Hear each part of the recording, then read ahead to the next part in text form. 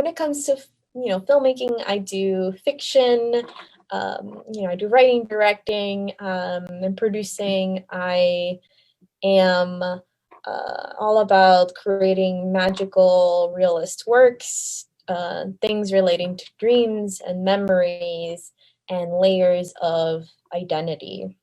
So to be able to, break down those type of layers of who are you to your core, right? So what are you consisted of? We're all different, like quilts of different experiences that are not just limited to, gender, race, religion, politics, sexual orientation,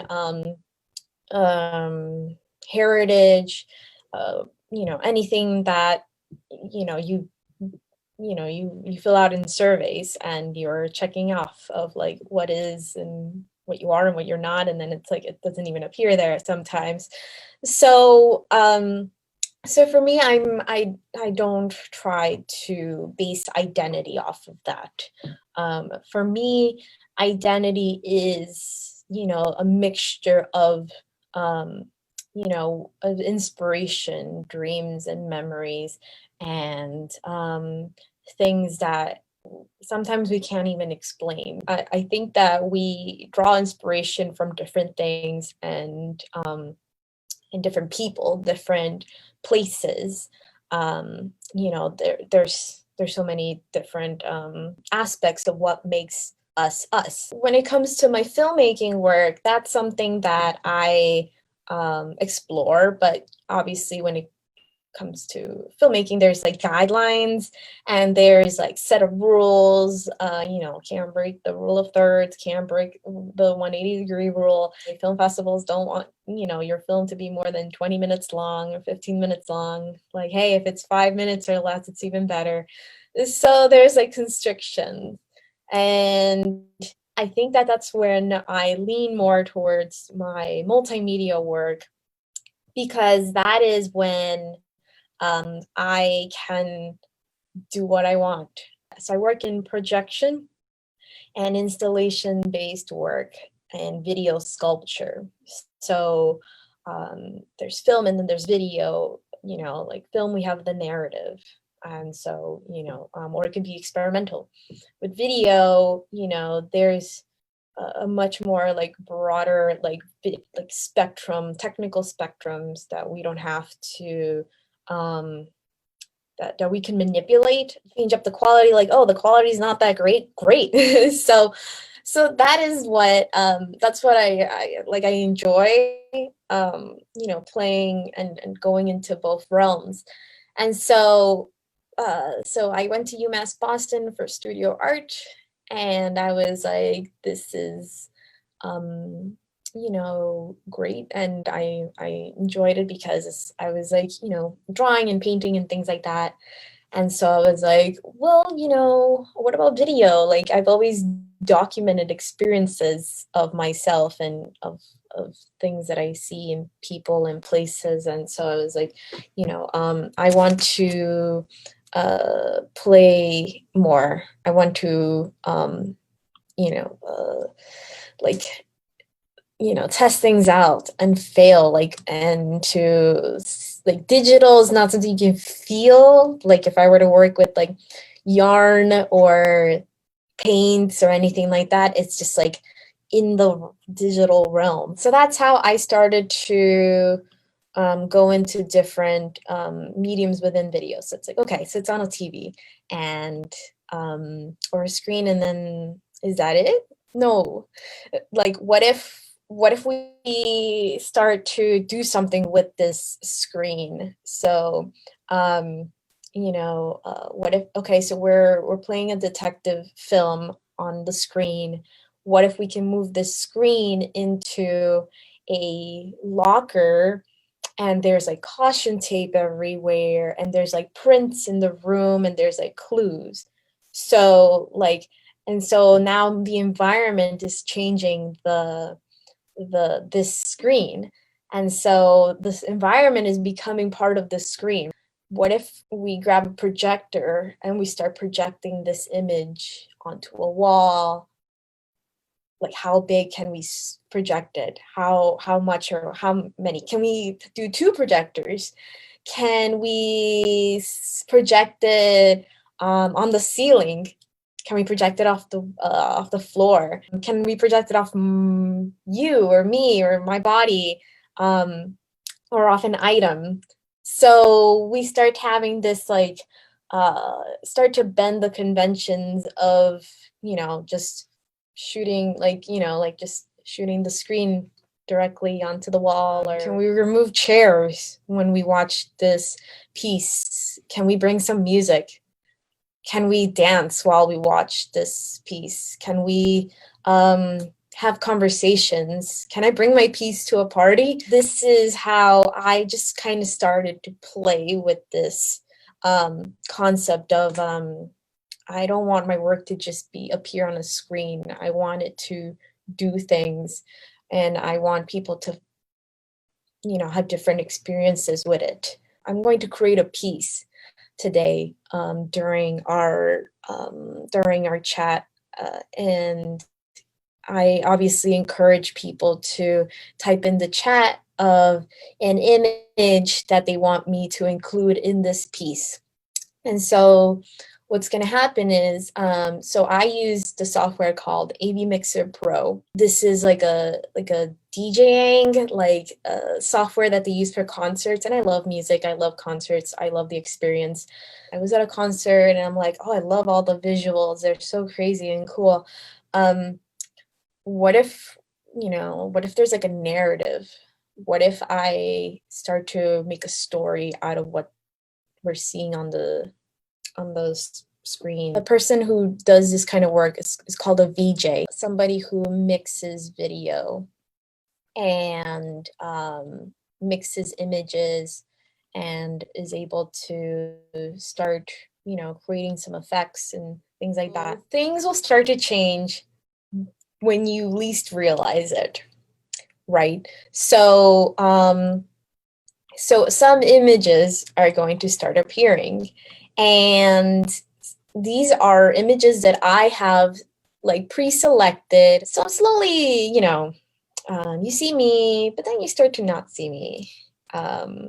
And so we start to kind of do this, this mix. And so, I'm on water right now.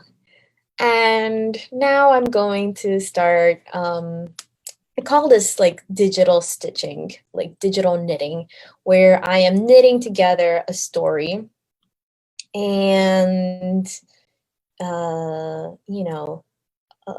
things are going to start shifting. So, yeah.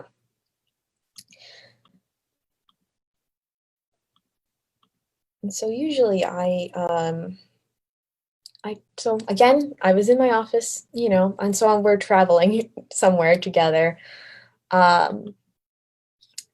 So let's see. So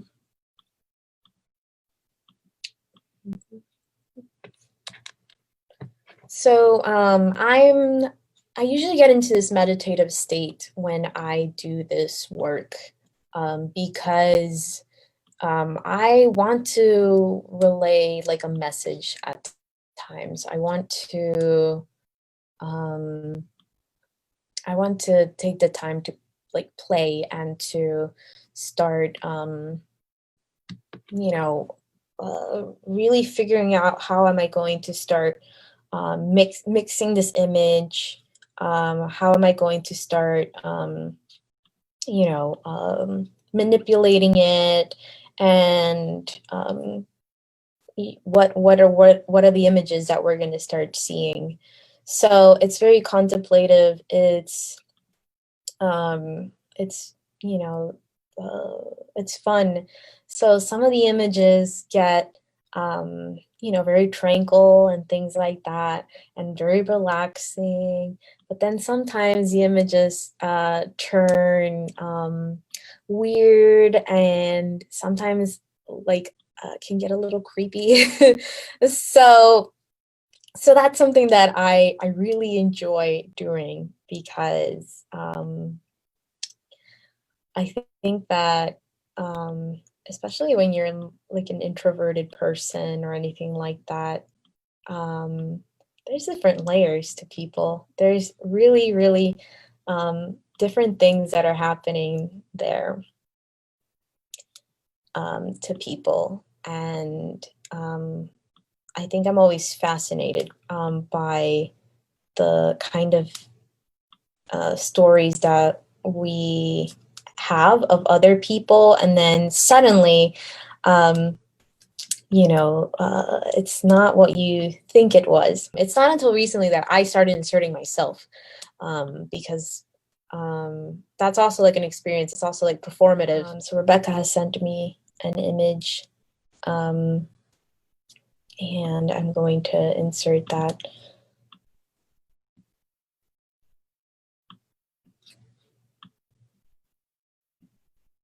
So now I have Rebecca's image in here, and it's a still image. It's really nice.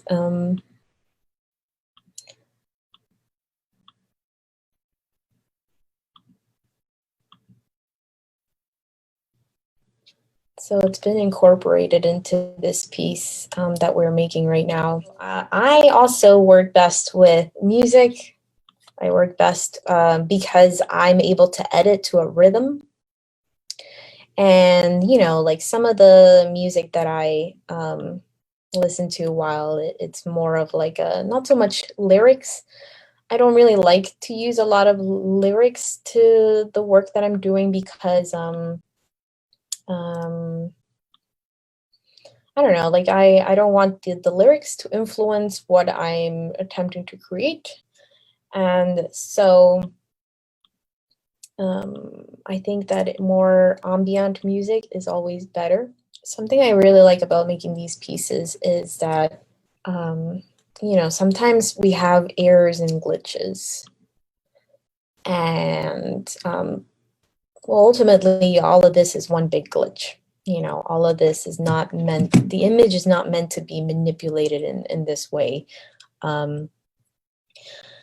So I think that's kind of like life, right? So we have our moments where things are normal and they appear like a certain way or whatever, and suddenly like there's a shift and things aren't what they appear to be.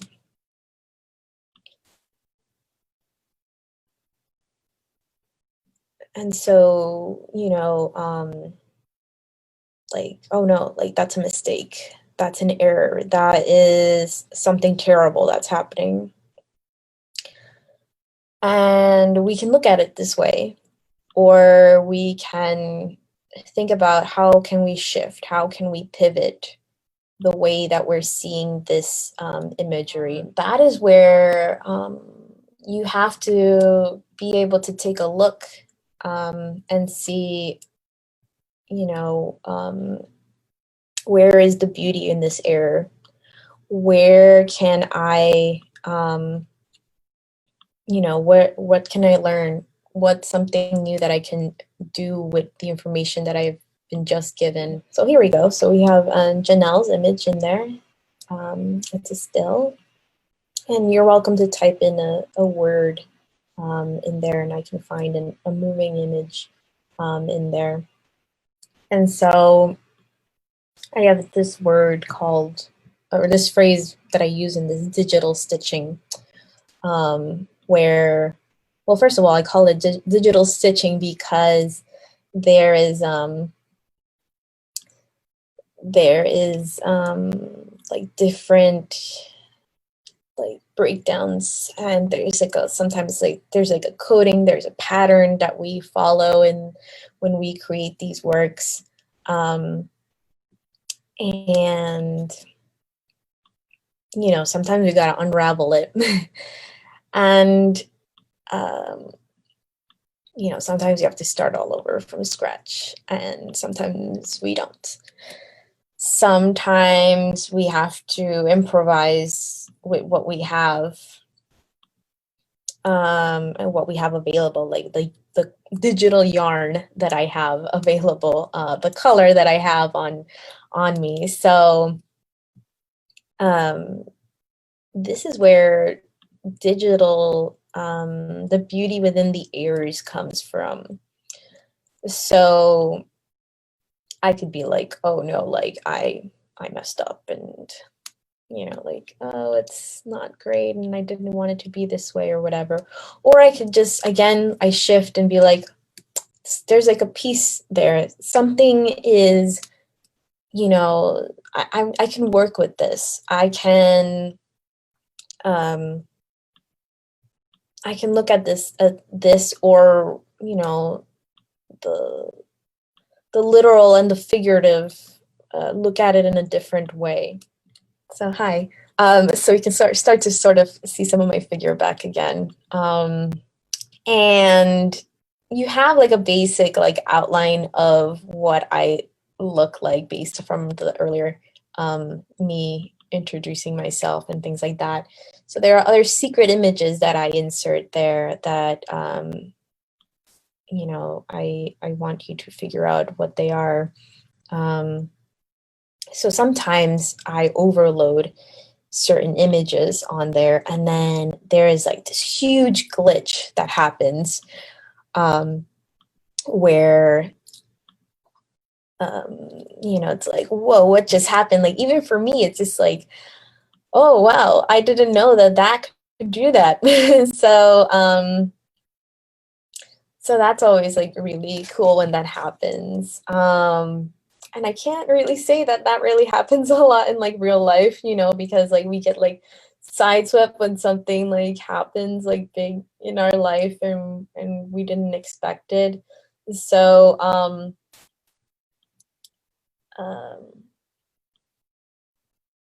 but we can do that when it comes to the art that we make and the creations that we do, where we can accept these errors and we can make something new of it, right? So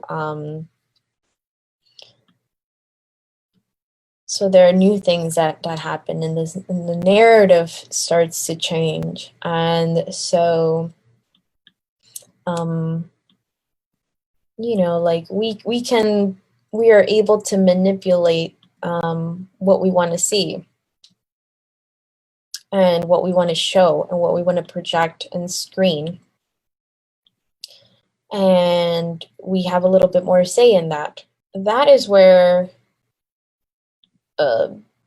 beauty within the errors comes from, where we are, again, like testing things out, seeing what sticks, being open with mistakes and errors, and then like new narratives, new forms form off of that.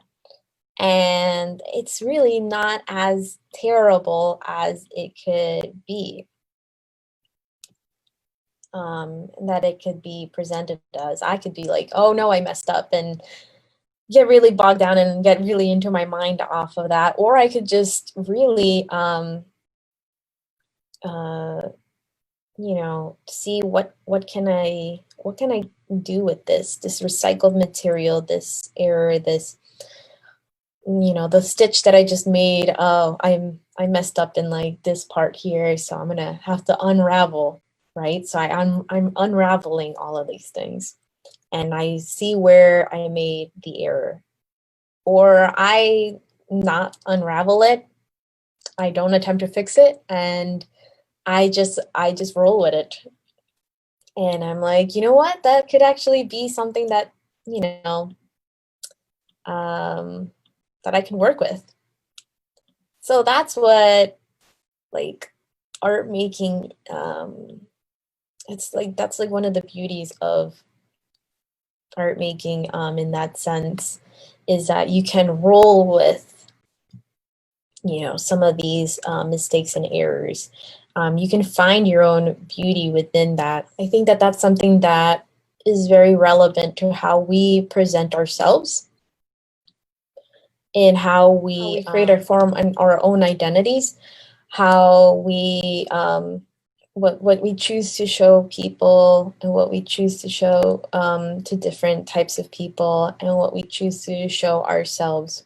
That is what identity and vulnerability means within the digital. To be able to be vulnerable with yourself, with your art making, and how you evolve as an artist. So it's always just like a test, trial, and process, and that is basically the secret to life.